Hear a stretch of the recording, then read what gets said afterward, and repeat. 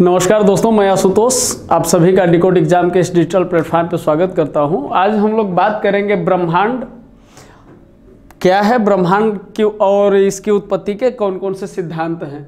देखें, जब हम लोग ब्रह्मांड के विषय में बात करेंगे तो सबसे पहले हम लोग एक परिचय जानेंगे ब्रह्मांड का, और ब्रह्मांड में कौन कौन से तत्व हैं उनको हम जानेंगे। और इसी के साथ साथ ब्रह्मांड की उत्पत्ति के जो 4 प्रमुख सिद्धांत दिए गए हैं उन सिद्धांतों पर चर्चा करते हुए हम लोग एक छोटा सा कंक्लूजन निकालेंगे। इसी के साथ साथ हम ये भी देखेंगे कि जैसे बिग बैंग थ्योरी आई तो बिग बैंग थ्योरी के कौन प्रमुख बिंदु आए और उस बिंदुओं के आधार पर एक प्रमाण कहाँ से हमको मिलता है, और इस प्रमाण के साथ साथ जो प्रयोग किए गए, जो एक्सपेरिमेंट किए गए, उनको हम लोग देखेंगे। तो आज का जो हमारा क्लास होगा बड़ा ही महत्वपूर्ण और बड़ा मज़ेदार क्लास है। हम चाहेंगे कि आप साथ में बने रहें और आज हम लोग ब्रह्मांड के विषय में अपनी पूरी चर्चा को समाप्त करने की कोशिश करेंगे। ठीक है, जैसा कि पहले ही हमारा टॉपिक है, निर्दिष्ट है ब्रह्मांड, तो उत्पत्ति और सिद्धांत। इससे पहले कि हम लोग आगे बात करें, सबसे पहले हमें ब्रह्मांड को जानना होगा। एक वाक्य से हम लोग चलेंगे, एक वाक्य हम लोग लेकर के चलेंगे। एक सिंपल तरीके से हम लोग ब्रह्मांड को समझेंगे कि ब्रह्मांड को आखिर किस तरह से परिभाषित किया जाए, क्योंकि जो भी दृश्य या अदृश्य चीज़ें दिखाई दे रही हैं वो सारी की सारी ब्रह्मांड में निहित है। ये हमारे आपके समझने की बात है। लेकिन दृश्य अदृश्य जो भी चीज़ें हैं, जो दृश्यमान हैं, जो दिखाई नहीं देती हैं या जिन तक हमारी मानव क्षमता की पहुंच नहीं है, ये तो इस हिसाब से देखा जाए तो एक सिंपल परिभाषा एक लाइन की निकलेगी कि सूक्ष्मतम अणुओं से लेकर महाकाय आकाश गंगाओं के सम्मिलित स्वरूप को ब्रह्मांड कहते हैं। सूक्ष्मतम अणुओं से लेकर के महाकाय आकाश गंगा तक। इसका तात्पर्य क्या हुआ, तो चूंकि हमारी पृथ्वी, हम लोग बात करेंगे कि हम जिस ग्रह पे रहते हैं, ये पृथ्वी एक ग्रह है, और पृथ्वी किसका पार्ट है, सौरमंडल का। लेकिन सौरमंडल किसका पार्ट है, हमारी आकाशगंगा मंदाकिनी के घूर्णनशील भुजा उसका पार्ट है। और चूंकि एक आकाशगंगा मंदाकिनी के विषय में हम लोग बात किए तो इसका कोई पड़ोसी भी होगा, यदि एक आकाशगंगा है तो और भी होगी। क्लियर। तो अब मंदाकिनी जैसी कई आकाश गंगाएं मिलकर के एक आकाश गंगा पुंज बनाती हैं। पुंज का मतलब समूह, एक आकाश गंगा समूह बनाती हैं। और जब ये आकाश गंगा पुंज का निर्माण होता है तो इस आकाश गंगा के सभी पुंज को सम्मिलित रूप से हम ब्रह्मांड कहते हैं। इसका मतलब यह है कि जो भी चीज़ें हम देख रहे हैं धरती के अंदर या बाहर, या जो भी दृश्यमान हो रही हैं, वो समाहित हैं। और चूंकि धरती एक ग्रह है तो सौरमंडल में धरती की तरह और भी कई ग्रह उपग्रह शामिल हैं। अब जब पूरा का पूरा सौरमंडल ही एक मंदाकिनी नामक आकाश गंगा का पार्ट है और इसके मध्यवर्ती घूर्णनशील भुजा का एक अंग है, इसका मतलब यह है कि मंदाकिनी जो आकाश गंगा है उसमें और भी बहुत सारे तत्व होंगे। और चूंकि मंदाकिनी एक आकाश गंगा में इतने सारे तत्व हैं, और मंदाकिनी जैसी कई आकाश गंगाएं जब एक साथ एक जगह पूंजीभूत होती हैं, आकाश गंगा का समूह होता है, तो एक विशाल आकृति हमारे सामने होगी। तो इसी आकाश गंगा के सभी पुंज को सम्मिलित रूप से हम ब्रह्मांड कहेंगे। ये इतनी चीजें तो हम लोग समझ गए, ब्रह्मांड का तो परिचय हम लोग समझ गए। अब चूंकि इसके उत्पत्ति के सिद्धांतों पर भी काफी व्यापक चर्चा हुई, क्योंकि यदि ब्रह्मांड के उत्पत्ति के सिद्धांत को हम नहीं समझेंगे, देखिए होता क्या है कि बेसिक, ये हम लोगों का जो क्लास है वो एकदम बिल्कुल बेसिक क्लास है, तो हमें बेसिक को समझना पड़ेगा।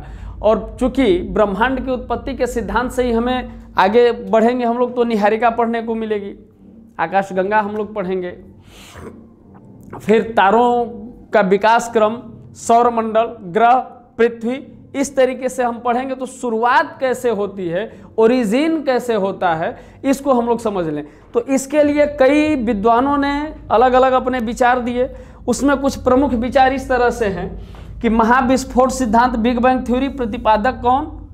एवेजाज लेमेंटेयर। स्फीति सिद्धांत प्रतिपादक कौन? Elon Guth. सतत सृष्टि या साम्यावस्था सिद्धांत प्रतिपादक इसके हैं थॉमस गोल्ड और हरमन बाडी। दोलन सिद्धांत प्रतिपादक हैं एलन संडेजा। आगे हम लोग देखें इन सिद्धांतों के आलोक में कि किस तरह से ब्रह्मांड की उत्पत्ति हुई। तो चूंकि बिग बैंग थ्योरी सर्वमान्य थ्योरी है, महाविस्फोट का सिद्धांत, और उसके बाद चूंकि स्फीति सिद्धांत ने थोड़ा सा लगभग एक ही जैसा है लेकिन थोड़ा सा ये अलग हुआ है, तो इन दोनों को समझने से पहले हम लोग देख लें कि साम्यावस्था सिद्धांत क्या है और दोलन सिद्धांत क्या है। साम्यावस्था या सतत सृष्टि का सिद्धांत स्टडी स्टेट थ्योरी ये कहता है, इस सिद्धांत का प्रतिपादन जैसा कि थॉमस गोल्ड और हरमन बाडी ने किया, तो ये सिद्धांत ये कहता है कि न तो ब्रह्मांड का आदि है और न ही इसका कोई अंत है। मतलब ब्रह्मांड अनंत है, एक लाइन की ये बात कह रहा है कि ब्रह्मांड अनंत है, न तो इसका कोई और है न इसका छोर है, इसकी शुरुआत और अंत कुछ नहीं है। और चूंकि जब इसका कोई आदि अंत ही नहीं है तो यह समय के अनुसार अपरिवर्तित रहता है। इतनी बात इन्होंने की। जब समय के अनुसार यह अपरिवर्तित रहता है तो अब एक प्रश्न यहाँ पर आया कि भाई तब इसमें पदार्थ कहाँ से आए? तो इस सिद्धांत में प्रसरणशीलता समाहित थी, और प्रसरणशीलता का मतलब यह है कि ये स्थिर तो है, घनत्व को बनाए रखने के लिए। इसके दूसरे लाइन को हम लोग देखेंगे कि ब्रह्मांड के घनत्व को स्थिर रखने के लिए इसमें पदार्थ स्वतः रूप से सृजित होते हैं। यदि पदार्थ स्वतः रूप से सृजित होंगे तो कुछ पदार्थों की मृत्यु भी तो होगी, अन्यथा चीजें गड़बड़ हो सकती हैं।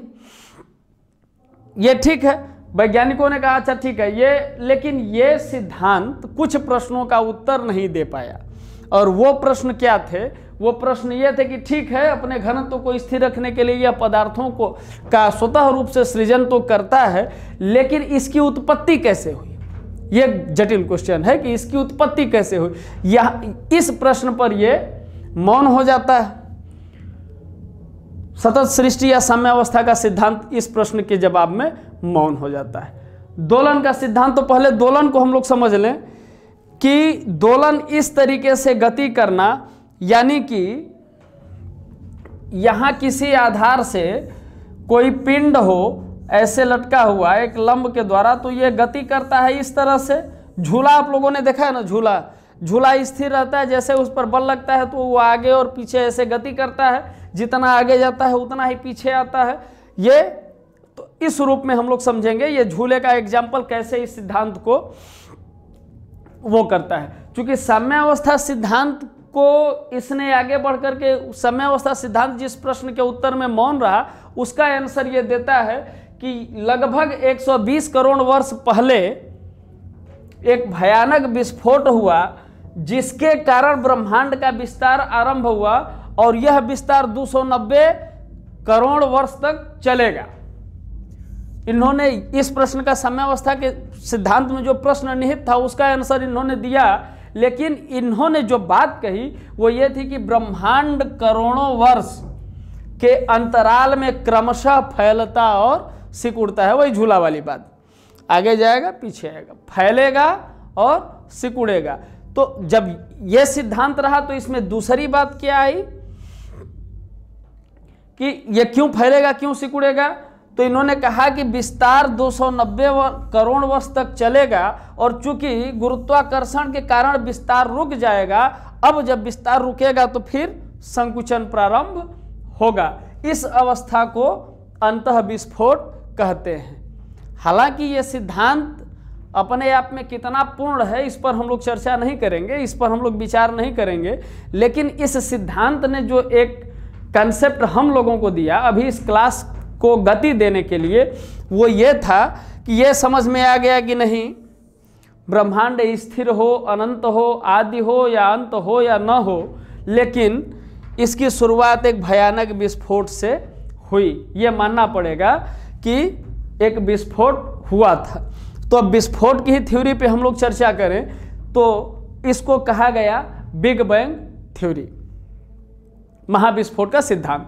महाविस्फोट के सिद्धांत का प्रतिपादक एबे जॉर्ज लेमेंटेयर, हम लोगों ने पहले ही चर्चा किया। 1894-96 में इन्होंने ब्रह्मांड, आकाश गंगा तथा सौर मंडल की उत्पत्ति के लिए किया था।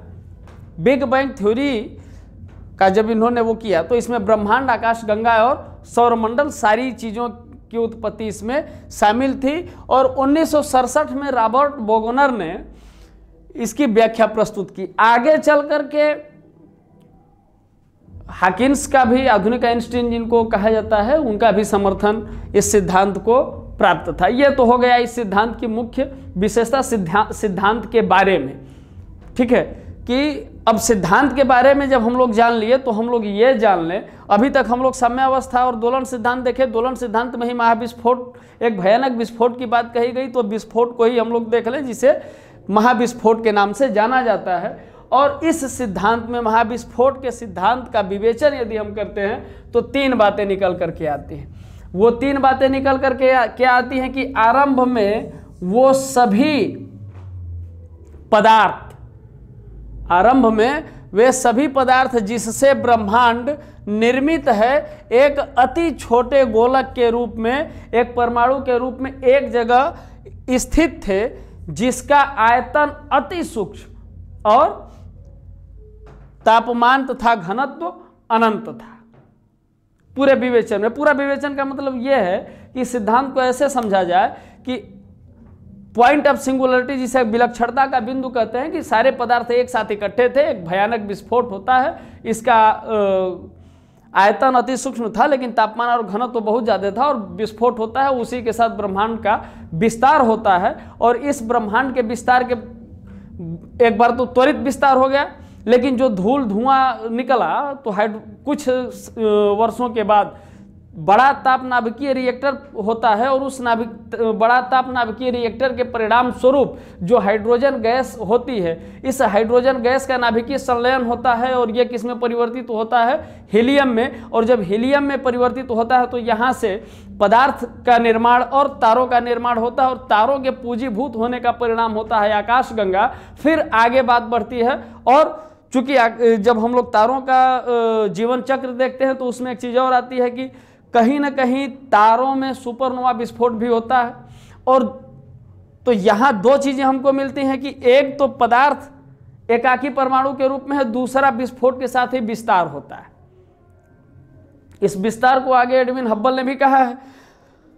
तो पहली लाइन हमारी एक कॉन्सेप्ट क्लियर की कि वे सभी पदार्थ जो आज हमें किसी रूप में मिलते हैं, वे सभी पदार्थ एक अति छोटे गोलक के रूप में, एक परमाणु के रूप में एक ही स्थान पर थे। इसका मतलब यह है कि इस महाविस्फोट से पहले कुछ भी नहीं रहा होगा, कोई पदार्थ नहीं रहा होगा जब वो एक ही गोलक में थे, तो जिसका आयतन अति सूक्ष्म एवं तापमान तथा घनत्व अनंत था। पदार्थ भी नहीं है, ये सब एक विलक्षणता, पॉइंट ऑफ सिंगुलरिटी के रूप में है। दूसरा क्या है कि बिग बैंग की प्रक्रिया में इस अति छोटे गोलक में एक भीषण विस्फोट होता है। इस विस्फोट की प्रक्रिया से एक बृहद विस्तार होता है। ये बृहद विस्तार हुआ, और वैज्ञानिकों का कहना है कि यह घटना आज से 13.7 अरब वर्ष पूर्व हुई। 1307 अरब वर्ष पूर्व हुई। और ब्रह्मांड का विस्तार आज भी जारी है, इस ब्रह्मांड का प्रसरण आज भी चल रहा है। तीसरी बात क्या आई कि अब जब विस्तार हो रहा है तो इस विस्तार के कारण कुछ ऊर्जा पदार्थ में परिवर्तित हो गई। कैसे परिवर्तित हो गई हम लोग आगे चर्चा करेंगे। कुछ ऊर्जा पदार्थ में परिवर्तित हो गई, और यह विस्तार विस्फोट के 1 सेकेंड के अल्पांश में हुआ। 1 सेकेंड के, एक तो सेकेंड खुद ही कम है, लेकिन उसके भी अल्पांश में हुआ। क्या विस्फोट हुआ, और 1 सेकेंड के भीतर ही बहुत बड़ा विस्तार हो गया, त्वरित विस्तार होता है। और चूंकि 1 सेकेंड के बाद विस्तार की गति धीमी पड़ती है, और बिग बैंग के आरंभिक 3 मिनट के अंदर ही परमाणु का निर्माण होता है। परमाणु यानी मूल कण और प्रतिकण का निर्माण होता है। इसका मतलब यह है कि अभी तक पदार्थ नहीं था, विस्फोट के बाद पदार्थ हुआ, और चूंकि अब समय भी काउंट हो रहा है तो पदार्थ और समय, ये 3 चीजें हुई। इसका मतलब यह है कि ब्रह्मांड की उत्पत्ति ने समय, स्थान और वस्तु, ये 3 चीजें दिया हमें। अब आगे हम लोग तीसरा पॉइंट इसका देखते हैं कि बिग बैंग के बाद महाविस्फोट के लगभग 3 लाख वर्षों के दौरान तापमान कितना गिर जाता है? 4500 केल्विन तापमान गिर गया और परमाणुवीय पदार्थों का निर्माण हुआ, जिससे कि ब्रह्मांड पारदर्शी हो गया। अब यहां तक ये 3 चीजें निकल करके आ गई कि टेम्परेचर बहुत ज्यादा रहा होगा, टेम्परेचर डाउन होता है, परमाणुवीय, पहले तो परमाणु का मूल कण और प्रतिकण कण का निर्माण होता है, लेकिन अब परमाणुवीय पदार्थों का निर्माण हुआ, इसका मतलब कि इनका नाभिकीय संलयन शुरू हो गया। अब उपरोक्त बिंदुओं के आधार पर हम देखें तो बिग बैंग की इन 3 पॉइंट में हमें 3 चीजें मिली, और वो 3 चीजें क्या थी कि सबसे पहले समय, उसके बाद स्थान और उसके बाद वस्तु, ये 3 चीजें निकल करके आई। अब थोड़ा सा और आगे हम लोग देख लें कि विस्फोट के अत्यल्प समय में ही मूल कणों और प्रतिकणों की जो उत्पत्ति हुई। अच्छा, मूल कण और प्रतिकण के विषय में हम लोग जान रहे हैं कि मूल कण क्या है और प्रतिकण क्या है। तो मूल कणों को देख लिया जाए कि वे कण जिनका निर्माण अन्य कणों से नहीं होता मूल कण कहलाते हैं। और पहले वैज्ञानिकों का विचार था कि परमाणु 3 मूल कणों से मिलकर के बना है, लेकिन आधुनिक खोजों ने, अद्यतन शोधों ने, नवीनतम खोजों ने यह सिद्ध कर दिया कि मूल कणों की संख्या 30 के पार होती है। ये मूल कण हो गए। अब मूल कण के बाद प्रतिकण क्या है? तो जब 2 कण आपस में मिलने के साथ ही एक दूसरे का पूरी तरह से विनाश कर देते हैं, तो ये कण एक दूसरे के एंटी कण या प्रतिकण कहे जाएंगे। ठीक है, तो यहां से हम लोग मूल कण को और प्रतिकण को समझे। अब हम लोग देख लें कि विस्फोट के अत्यल्प में ये मूल कण और प्रतिकणों की उत्पत्ति हुई, जो आगे चल करके परमाणु का निर्माण किए। उसके बाद परमाणुवीय पदार्थों का निर्माण होता है, परमाणु का निर्माण किए, और विस्फोट के 1 मिनट के बाद ब्रह्मांड और विस्तृत हो गया। विस्फोट के 1 सेकेंड के अंदर, 1 सेकेंड के अल्पांश में, अत्यल्प काल में यदि मूल कण और प्रतिकण की उत्पत्ति होती है, जो आगे चल करके परमाणु का निर्माण करते हैं, तो 1 मिनट के बाद की घटना क्या है कि 1 मिनट के बाद एक बहुत बड़ा, यह ब्रह्मांड और भी विस्तृत होकर एक बड़ा ताप नाभिकीय रिएक्टर हो गया, एक बहुत बड़ा थर्मल ताप नाभिकीय रिएक्टर हो गया। फलस्वरूप इसका परिणाम क्या हुआ? परिणाम यह हुआ कि हाइड्रोजन नाभिक से इस अवस्था में, जब एक बड़ा तापीय नाभिकीय रिएक्टर होता है, तो इस अवस्था में हाइड्रोजन नाभिक अब क्या होंगे? हीलियम परमाणु के नाभिक में परिवर्तित होने लगे। और कुछ 100,000 वर्ष के बाद, चूंकि अब ये हाइड्रोजन से हीलियम में नाभिकीय परिवर्तन हो रहा है, अब कुछ 100,000 वर्षों के पश्चात इन पदार्थों का, ये पदार्थ कहाँ से आए? तो यहाँ जो मूल कण और प्रतिकण है, यहाँ से परमाणुवीय पदार्थों का जो निर्माण होता है, तो ये पदार्थों कुछ 100,000 के बाद, कुछ 100,000 वर्ष यदि बीतते हैं, तो उसके बाद पदार्थों और ये जो विकिरण हुआ, ये जो प्रकाश है पदार्थों तथा विकिरण का चमकीला सम्मिश्रण फैल गया, काफी दूर तक फैला, और कुछ अरब पश्चात हाइड्रोजन एवं हीलियम के बादल संकुचित होकर के आकाशगंगा और तारों का निर्माण करने लगे। इसका मतलब यह कि पहले तो मूल कण और प्रतिकण बने, पहले विस्फोट होता है, मूल कण और प्रतिकण बने, उसके बाद ब्रह्मांड का विस्तार होता है। जब ब्रह्मांड का विस्तार होता है तो हाइड्रोजन का नाभिक अब कहाँ होता है, किसमें परिवर्तित होता है? हीलियम के नाभिक में परिवर्तित होता है। इसके बाद घटना क्या घटती है कि पदार्थ और जो विकिरण का मिश्रण है ये फैलता है, यानी कि ब्रह्मांड विस्तारित हो रहा है, विस्तृत हो रहा है। इसके बाद अब क्या हुआ कि तापमान वहां गिर रहा है, तो हाइड्रोजन और हीलियम के बादल संकुचित हो रहे हैं, और ये जब संकुचित हो रहे हैं तो उसका परिणाम क्या निकलता है कि आकाशगंगा और तारों का निर्माण होता है। यहाँ हमें ध्यान रखना होगा कि सूर्य और अन्य तारों का जो संगठन है, जो ये बने हैं सूर्य या अन्य तारे, इसमें लगभग 98% भाग हाइड्रोजन एवं हीलियम से निर्मित। तो यहां तक तो हम लोगों ने समझ गया, अभी बिग बैंग के प्रोसेस को हम लोग समझ रहे हैं। अब आगे हम लोग जरा देख लें कि अब यहां तो कमोबेश क्लियर हो गया कि विस्फोट हुआ, विस्तार हुआ, हाइड्रोजन और हाइड्रोजन हीलियम में परिवर्तित हुआ, और इस परिवर्तन के परिणाम स्वरूप ये संघनित होकर के ये जब सिकुड़ रहे, इनके संकुचन के कारण आकाशगंगा और तारों का निर्माण होता है। तो चूंकि आकाशगंगा में ही सौरमंडल वगैरह ये ग्रह वगैरह आते हैं, तो एक तरीके से ब्रह्मांड की उत्पत्ति की परिकल्पना को इन्होंने कमोबेश संपूर्ण किया। अब हम लोग देख लें, जब इसको हम लोग पढ़ लिए तो यहां देख लें कि अभी तारों के बाद क्या होता है। तो बिग बैंग के लगभग 10.5 अरब 10.5 अरब वर्ष के बाद, यदि बिग बैंग का समय 15 अरब वर्ष रखा जाए, चूंकि आधुनिक जो खोज है उसमें यह स्पष्ट हो चुका है कि बिग बैंग की घटना आज से 13.7 अरब वर्ष पहले हुई होगी। तो इस आधार पर हम देखें तो आज से 4.5 अरब वर्ष पहले सौरमंडल, ग्रह तथा उपग्रह का निर्माण हुआ। अब जो इतनी बातें हम लोग किए, थोड़ा सा इसका बिग बैंग का एक कंक्लूजन देख लें कि विस्फोट के 1 सेकेंड के अंदर मूल कण और प्रतिकण का निर्माण, 1 मिनट के अंदर बड़ा ताप नाभिकीय रिएक्टर, परिणाम हाइड्रोजन नाभिक से हीलियम परमाणु नाभिक बने। कुछ 100,000 वर्ष के बाद पदार्थ तथा विकिरण का चमकीला सम्मिश्रण विस्तार होता है, और कुछ अरब वर्ष के बाद हाइड्रोजन एवं हीलियम के बादलों का संकुचन होता है। परिणाम स्वरूप आकाशगंगा एवं तारों का निर्माण होता है। 10.5 अरब वर्ष पहले, 10.5 अरब वर्ष पश्चात, आज से 4.5 अरब वर्ष पहले सौरमंडल का विकास, ग्रहों तथा उपग्रहों का निर्माण हुआ। यहाँ हम लोग सतत सृष्टि यानी साम्यावस्था सिद्धांत, दोलन सिद्धांत और बिग बैंग थ्योरी को हम लोगों ने देखा। अब चूंकि बात यह हुई कि विस्तार है, विस्फोट हुआ, विस्तार हुआ, तो फिर बात आई कि क्या विस्तार फिर रुक गया। तो एडविन हब्बल ने एक विचार दिया कि नहीं, ऐसा नहीं है।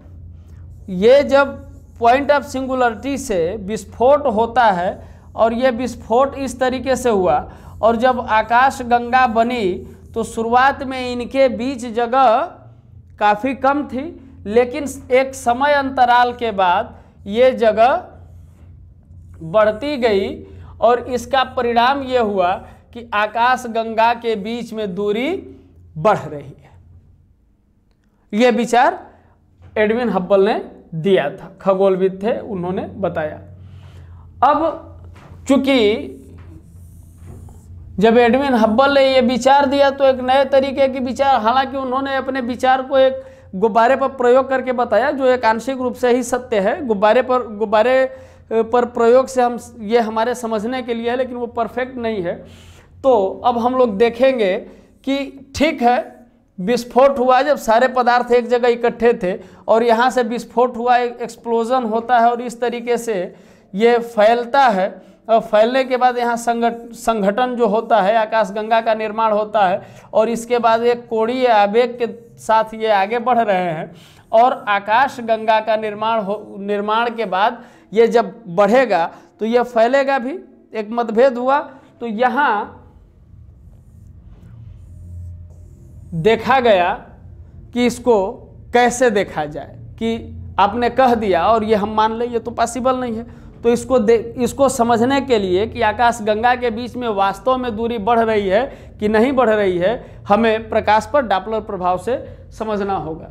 अब डॉपलर प्रभाव को हम लोग देख लें। डॉपलर प्रभाव का अर्थ क्या है कि अब जैसे मोमबत्ती तो आप लोग देखे होंगे ना, मोमबत्ती तो आप लोग देखे होंगे। मान लीजिए कि यहाँ कोई आदमी खड़ा है और यहाँ एक मोमबत्ती हम लोग जला लेते हैं ऐसे। तो चूंकि जब मोमबत्ती आपके करीब रहेगी और आप जब इसको देखेंगे, मोमबत्ती को, आपके करीब है मोमबत्ती और आप इस मोमबत्ती को देख रहे हैं, तो क्या होता है कि इसमें दो तीन तरीके का स्पेक्ट्रम आपको दिखाई देगा। नीला भी दिखाई देगा, बैगनी, पीला भी और लाल वाला भाग भी। तो लाल वाला भाग कहाँ होता है? होता है ना। ये 3 तरीके के स्पेक्ट्रम आपको दिखाई देते हैं। और जैसे जैसे इस मोमबत्ती को आपसे दूर किया जाएगा तो अब धीरे धीरे नीला मतलब बैगनी वाला जो स्पेक्ट्रम है वो अब नहीं दिखाई देगा और लाल वाला स्पेक्ट्रम आपको दिखाई देगा। लेकिन उसी मोमबत्ती को जब आपके पास लाया जाए तो आपको बैगनी वाला प्रभाव भी दिखाई देगा जो एकदम ठीक उसके पास जलता है।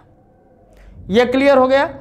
अब इसको हम लोग इस तरीके से समझें कि ये तो प्रयोग हम लोग समझ गए। अब इसको जरा हमें देखना हो कि किस तरीके से ये आता है। तो प्रेक्षक की सापेक्ष गति और प्रकाश की आवृत्ति या तरंग दैर्घ्य में प्रेक्षित आभासी परिवर्तन को हम प्रकाश में डॉपलर प्रभाव कहते हैं। यही डॉपलर प्रभाव है कि आप यहां पर हैं और यहां मोमबत्ती आप देख रहे हैं। इस मोमबत्ती में इस तरीके से आपको 2-3 स्पेक्ट्रम दिखाई दे रहे हैं, लेकिन ये जब आपके पास है तो आपको ये स्पेक्ट्रम दिखाई दे रहे हैं। लेकिन जब ये आपसे दूर जाएगा तो केवल ये लाल वाला भाग ही दिखाई देगा। तो इसको हम लोग दीर्घ तरंग दैर्घ्य बोलते हैं और बैगनी वाले भाग को लघु तरंग दैर्घ्य बोलते हैं। अब इसको हम लोग जरा तारों पर देख लें कि तारों से जो प्रकाश से आने वाले स्पेक्ट्रम है उसमें हाइड्रोजन, हीलियम, सोडियम आदि तत्वों की स्पेक्ट्रमी रेखाएं पाई जाती हैं। और यदि कोई तारा पृथ्वी पर स्थित, पृथ्वी पर जो आदमी है देखने वाला है उससे यदि दूर जा रहा है या पास आ रहा हो तो इसके प्रकाश की स्पेक्ट्रमी रेखाएं स्पेक्ट्रम के दीर्घ तरंग दैर्घ्य यानी लाल अथवा लघु तरंग दैर्घ्य बैगनी भाग की ओर विस्थापित हो जाते हैं। यदि वो पास आएगा तो आपको बैगनी दिखाई देगा और यदि दूर जा रहा है तो आपको लाल दिखाई देगा। यानी कि आपका जो आभासी परिवर्तन है ये लघु तरंग दैर्घ्य से दीर्घ तरंग दैर्घ्य की ओर विस्थापित होगा। अब चूंकि वे सभी आकाश गंगाएं जिनके लिए डॉपलर विस्थापन का मापन किया गया उन पर देखा गया कि सभी में अभिरक्त विस्थापन यानी कि रेड शिफ्ट दीर्घ तरंग दैर्घ्य यानी लाल पाया जाता है। अतः हम कह सकते हैं कि आकाश गंगाओं की दूरी आपस में बढ़ रही है यानी कि ब्रह्मांड विस्तारित हो रहा है। इसको हम लोग समझे। अब हम लोग बात करते हैं एक और सिद्धांत, स्फीति सिद्धांत की, जो थोड़ा बहुत अंतर है बिग बैंग थ्योरी में। तो स्फीति सिद्धांत भी आपके बिग बैंग थ्योरी को मानते हैं कि हाँ महाविस्फोट हुआ, विस्तार भी हुआ, विस्तार के बाद एक ये प्रोसेस रहा, इससे निर्माण भी हुआ।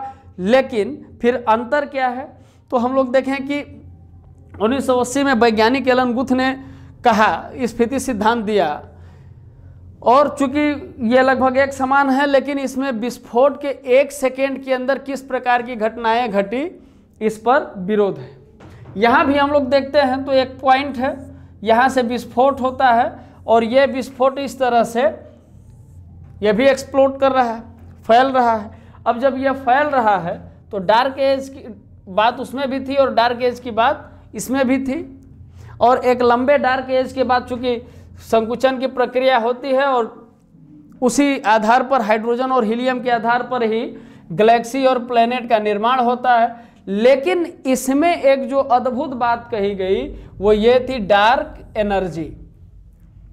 और इन्होंने कहा कि चूंकि ब्रह्मांड के दृश्य द्रव्यमान की तुलना में, अब दृश्य द्रव्यमान को आप समझ लीजिए कि हर व्यक्ति के मतलब आपके आंखों के देखने की एक कैपेसिटी है, एक क्षमता है, आप उससे ज़्यादा दूर नहीं। हाँ, एक कोई यंत्र आप लगा लें, कोई दूरबीन वगैरह इस तरीके से लगा लें तो आपकी दृश्यता बढ़ जाएगी। तो आप जहाँ तक देख रहे हैं इसका अर्थ यह नहीं कि विस्तार केवल वहीं तक है, आप वहीं तक देख पाएंगे जहाँ तक कि प्रकाश है। प्रकाश के पार आप नहीं देख सकते। इसका मतलब यह है कि प्रकाश का जहाँ तक फैलाव है, लाइट का जहाँ तक विस्तार है, हमारी आंखें वहाँ तक संभाव्य है देखने के लिए, वो हमारे लिए दृश्यमान हो सकते हैं। लेकिन जहाँ प्रकाश स्वयं नहीं पहुँचा है, जहाँ प्रकाश खुद नहीं पहुँचा, उसको हम कहाँ से देखेंगे? तो इन्होंने कहा कि चूंकि ब्रह्मांड के दृश्य द्रव्यमान के घनत्व की तुलना में उसका वास्तविक घनत्व अधिक है, तो तो इससे निष्कर्ष निकलता है कि ब्रह्मांड में अदृश्य काले पदार्थों का डार्क एनर्जी इसका अस्तित्व है। इन्होंने काले पदार्थों के अस्तित्व को स्वीकार किया, डार्क एनर्जी के अस्तित्व को स्वीकार किया। और इनका जो अंतर रहा, एक नई बात निकल करके आई बिग बैंग थ्योरी में जो चीज़ नहीं थी, अब ये इसमें आई। और चूंकि ये एडविन हब्बल ने बताया कि इनके बीच जो प्रसार हो रहा है, आकाश गंगाओं के बीच जो प्रसार हो रहा है, तो इनके मध्य का भाग काला है।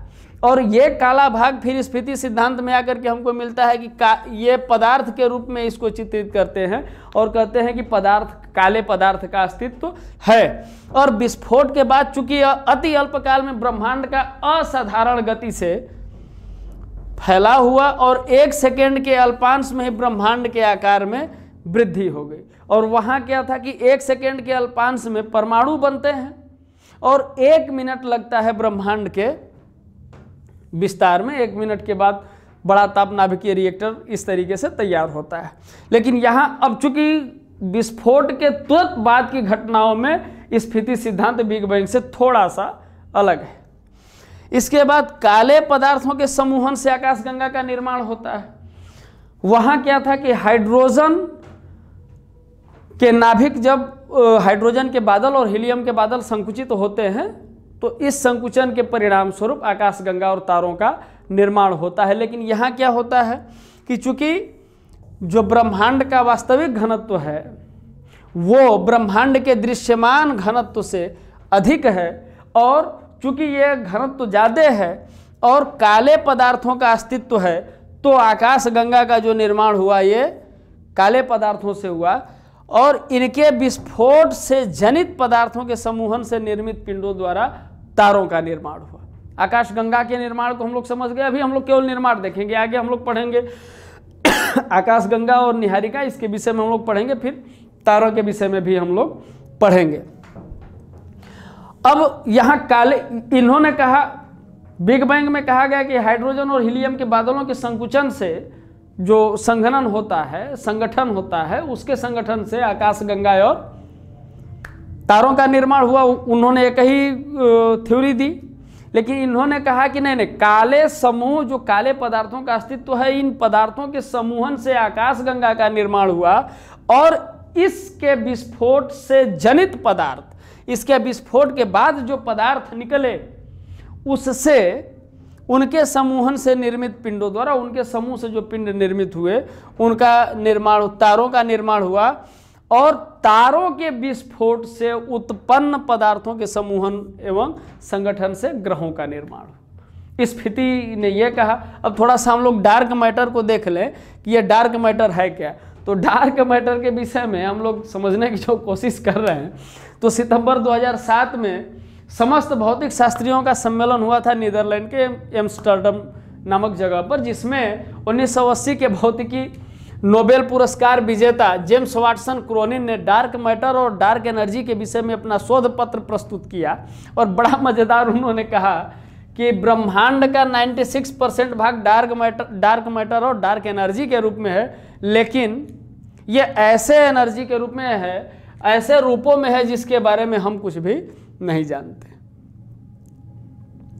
ये जेम्स वाटसन क्रोनिन ने कहा। तो ये हो गया डार्क मैटर।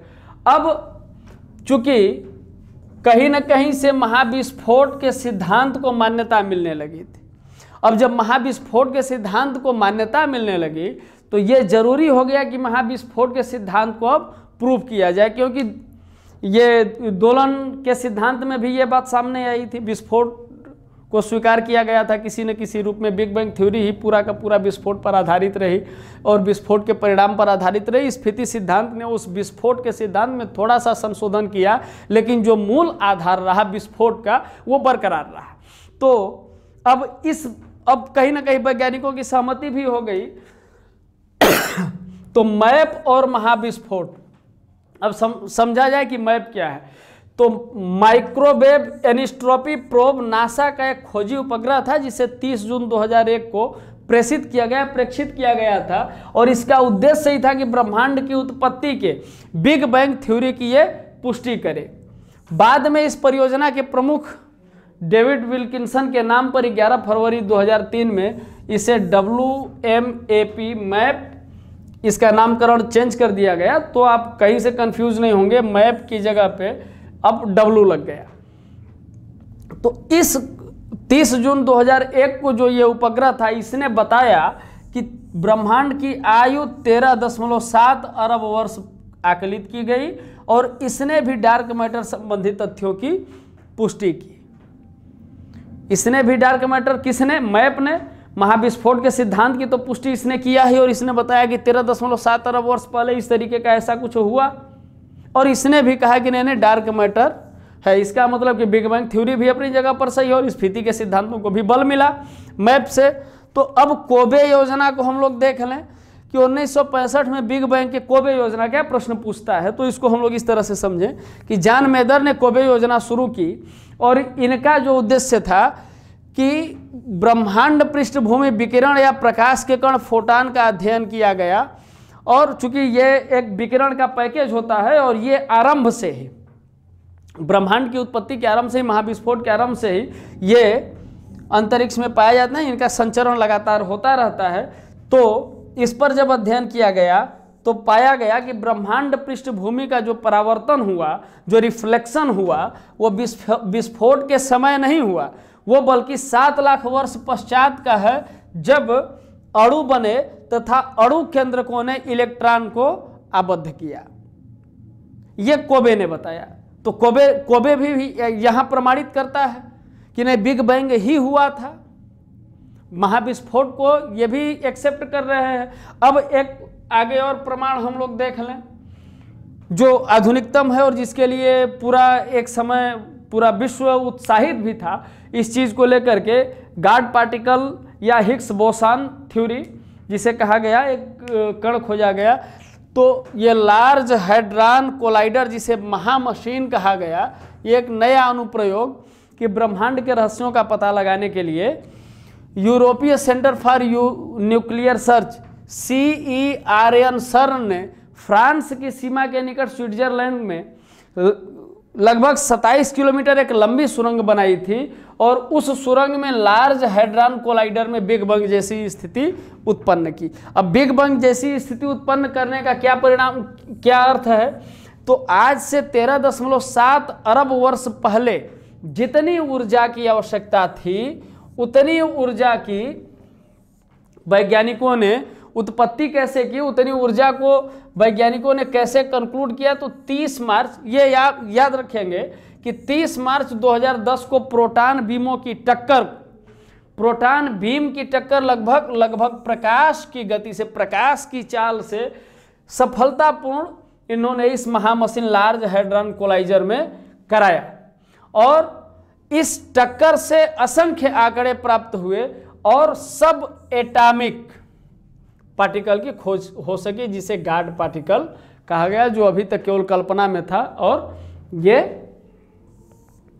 अब मानव सभ्यता के सीमाओं से परे नहीं हुआ, अब मानव सभ्यताओं की मानव की क्षमता के अंदर आ गया।